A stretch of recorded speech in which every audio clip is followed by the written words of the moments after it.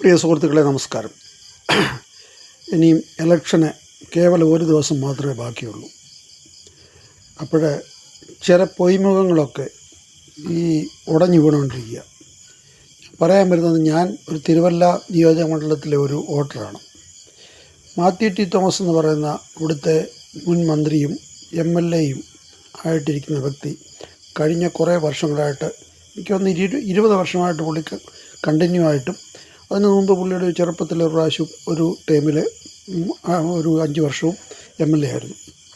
അപ്പം ആ അദ്ദേഹത്തിന് എല്ലാവരും ഒരു പരിവേഷം കൊടുത്തിട്ടുണ്ട്, വളരെ സത്യസന്ധനായിട്ടുള്ള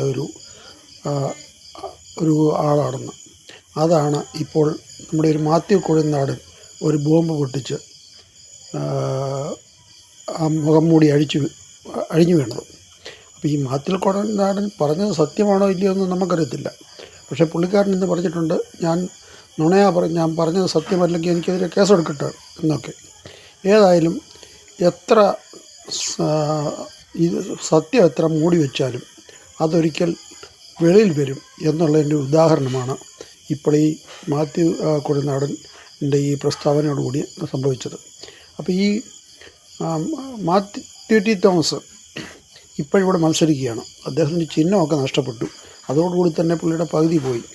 ഇനിയിപ്പം ഒരു ദിവസമേ ഉള്ളൂ. ഈ ലാസ്റ്റ് മൊമെൻറ്റിൽ പുള്ളിക്ക് എന്ത് സംഭവിക്കും എന്ന് ഇനിയും ഇതുവരെ ചിലപ്പം വോട്ടർമാരൊക്കെ നേരത്തെ തീരുമാനിച്ചു ആർക്ക് വോട്ട് ചെയ്യണമെന്നൊക്കെ. ഇനിയിപ്പോൾ വോട്ടർമാർക്ക് ചിന്തിക്കാൻ ഒരു ദിവസം കൂടെ ബാക്കിയുണ്ട്.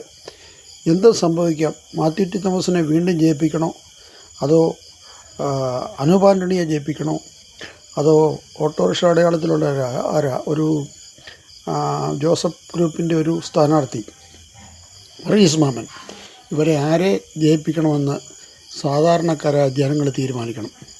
അപ്പോൾ നമ്മൾ ഉദ്ദേശിക്കുന്ന പോലുള്ള ആൾക്കാരുകളല്ല ഇവരൊന്നും.